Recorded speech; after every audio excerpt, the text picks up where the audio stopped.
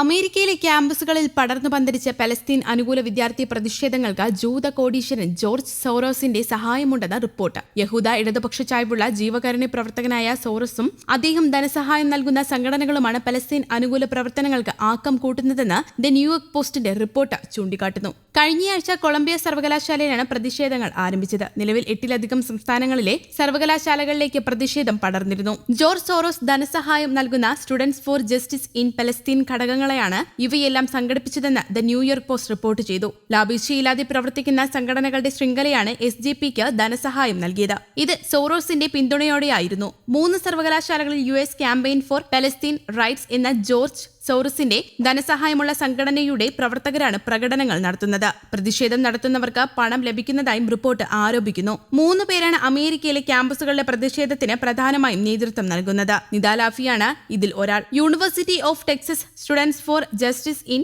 പലസ്തീന്റെ പ്രസിഡന്റാണിവർ. ഗാസയിലെ യുദ്ധം അവസാനിപ്പിക്കണമെന്നാവശ്യപ്പെട്ട് ഇവർ ഡല്ലാസിലെ പ്രതിഷേധക്കാരെ നയിക്കുന്നു. പ്രസിഡന്റ് ബൈഡന്റെ വാഹനവ്യൂഹം തടഞ്ഞതിനെ ലാഫി നേരത്തെ കസ്റ്റഡിയിലെടുത്തിരുന്നു. യേലിലെ USPR അംഗം ക്രെയ്ഗ് ബിർഖെഡാണ്. മോർട്ടനാണ് മറ്റൊരു നേതാവ്. യാലീസ് ഫോർ പലസ്തീൻ എന്ന ഗ്രൂപ്പിന്റെ നേതാവായ ഇദ്ദേഹത്തിന്റെ നേതൃത്വത്തിലാണ് ക്യാമ്പസിൽ പ്രതിഷേധം അരങ്ങേറുന്നത്. ഇയാളെ പോലീസ് കസ്റ്റഡിയിലെടുത്തിട്ടുണ്ട്. ബെർക്കലിയിലെ students for justice in Palestine co പ്രസിഡന്റായ മലക് അഫാനെ ക്യാമ്പസിൽ നടന്ന നിരവധി ഇസ്രായേലി വിരുദ്ധ പ്രതിഷേധങ്ങളെയാണ് അഭിസംബോധന ചെയ്തത്.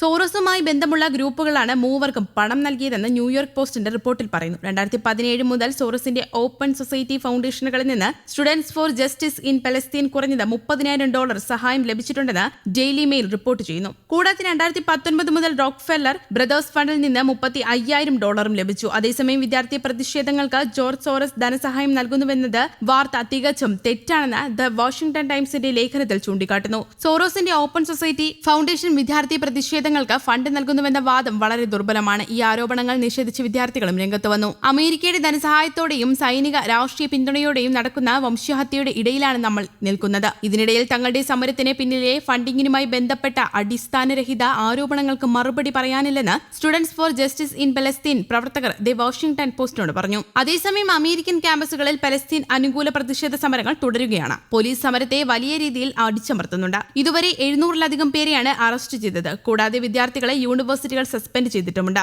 എന്നാലും സമരത്തിൽ നിന്ന് പിന്നോട്ടില്ലെന്ന ഉറച്ച നിലപാടിലാണ് വിദ്യാർത്ഥികൾ. ഗാസയിൽ വെടിനിർത്തൽ പ്രഖ്യാപിക്കുക, ഇസ്രായേലിന്റെ വംശഹത്യയെ പിന്തുണയ്ക്കുന്ന അമേരിക്കയുടെ നിലപാട് മാറ്റുക എന്നിവയാണ് വിദ്യാർത്ഥികളുടെ പ്രധാന ആവശ്യങ്ങൾ. യുദ്ധം ആരംഭിച്ച് 204 ദിവസം പിന്നിട്ടിട്ടും ഇസ്രായേലിന് ബന്ദികളെ മോചിപ്പിക്കാനോ ഹമാസിനെ ഇല്ലാതാക്കാനോ സാധിച്ചിട്ടില്ല. ഇത് ഇസ്രായേലിന്റെ പരാജയമായിട്ടാണ് ഇസ്രായേലി മാധ്യമങ്ങൾ വിലയിരുത്തുന്നത്. News desk Kerala Kaumudi.